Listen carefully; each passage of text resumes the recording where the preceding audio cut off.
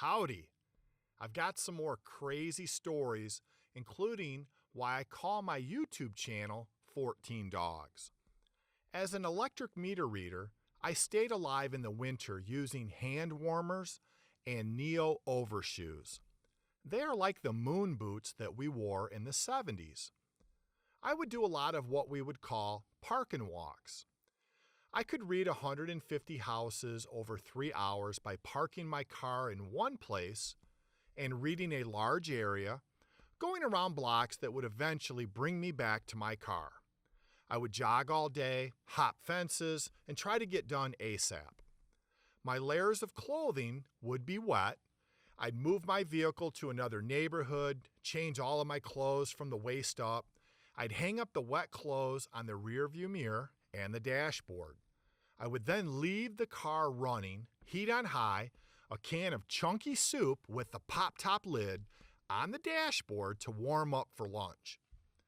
During a huge snowstorm, my boss came out for a welfare check. I made it back to within 100 feet of my car when she saw me. "Why is your car running?" I was doing a few reads and moving my vehicle every few houses. If she only knew that I was blocks away with the car running, key in the ignition, and the doors unlocked, I'd have been suspended for a week. For years, I avoided stepping in doggy doo. I was always looking at the ground to avoid it. One morning, I was visiting a 5-acre farm in the country. I got out of the car and after just a few steps, walked into a pile of poop.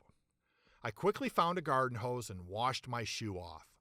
My handheld says the meter is on a barn in a fenced-in area with dogs. I quietly walked in and bent down to read a demand meter, which is a special meter that takes 3 readings and has to be reset. It takes about a minute. While I was waiting for the final number to appear on the screen, I hear muffled breathing over my shoulder. It was a friendly horse that had come to introduce himself. As I was petting him, I heard loud barking. I ran back out and shut the gate. 14 friendly dogs of all shapes and sizes appeared. I went back inside and I played with them. How is everyone doing? It was so much fun.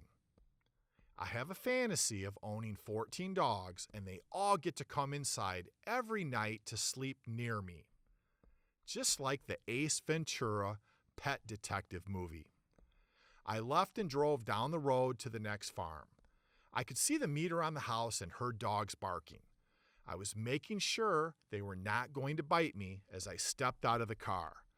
Distracted, I stepped in dog bomb number 2. 2 in one day. A farm in the country had a meter in a fenced-in yard. 2 dogs that had free rein greeted me and we played.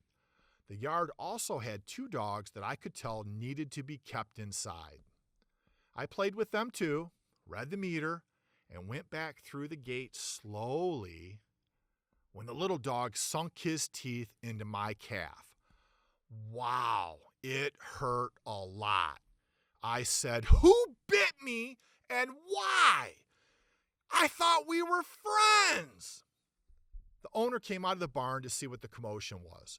He was just protecting the yard. This was the only time that I was bitten in my 4.5 years as a meter reader. I volunteered for Saturday overtime in Chicago. Little did I know that 20 years later I'd be living down the street from the office that I reported to, and that I would be with a great woman who appeared on the Oprah Winfrey Show. This is Valerie, her friend Kelly, and Oprah after the show. Back to reading meters in Chicago. I arrived in the office and my coworkers were worried that this tall white guy, I'm 6'2", would be reading meters in a rough neighborhood. They yelled at the boss, "You can't send him into that neighborhood." She did.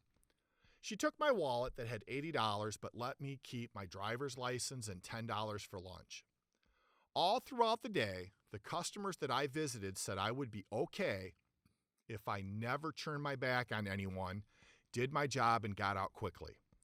I knocked on the door of a house that a big, scary owner thought I was going to shut his power off for non-payment. I assured him that I was not, and he let me into the back door for entry to the basement.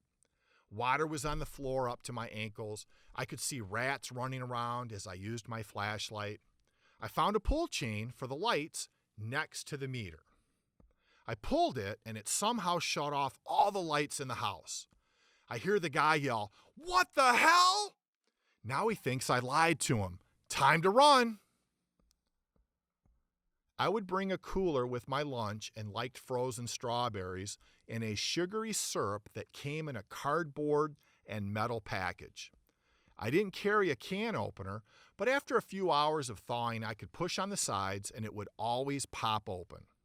It was a nice 75-degree day, and I was eating lunch in the car, and now it was dessert time. The box had not thawed quite enough, and I was impatient. So I pressed on the sides a little too hard, and it exploded all over the windshield, roof, side window, and me.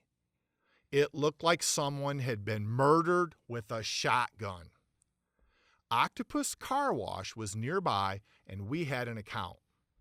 Normally, every time that I pulled up, the worker would try to upsell me on detailing the vehicle, and I'd say that I was not authorized for anything more than a $10 basic cleaning. He would always stick his head in the car as he talked and point out some things that needed a deeper cleaning, and he would tell me he had just the right package for me. That day, he sticks his head inside and exclaims, "Damn! What happened in here?" It was hard for him to believe it was strawberries. Give me the $30 total cleaning package, and I'll hope my supervisor doesn't check the bill. In 1999, I got my first cell phone. Do you remember the costs of going over your minutes, nights and weekends, family and friends, calling after 9 p.m.? One day, I was walking back to my car after finishing up a neighborhood reading electric meters. A guy comes running out of a house holding his arm with blood streaming down. He had cut it with a box cutter. "Do you have a cell phone?" "Yes, but it's not after 9 p.m. and I can't let you use it." Okay. I called 911 and they quickly got him to the hospital. He nicked an artery and needed surgery. If not for the cell phone, I would have given him a ride to the hospital and then gone to Octopus Car Wash again. He would have seen the blood and this time reported me as a serial killer. I went into a business to find the owner feeding a monkey. It was in a large cage about 10 feet tall by 5 feet wide. The lady said, "Don't get too close to the cage." She divorced her husband since the monkey had sleeping in the bed privileges and he couldn't take it anymore. The monkey goes or I go. The monkey won. As she finished the story, I had turned my back on the cage and had gotten too close. He violently grabbed my winter coat and scared the beep out of me. For retirement, I'm adding a monkey to my collection of 14 dogs on 5 acres in the country.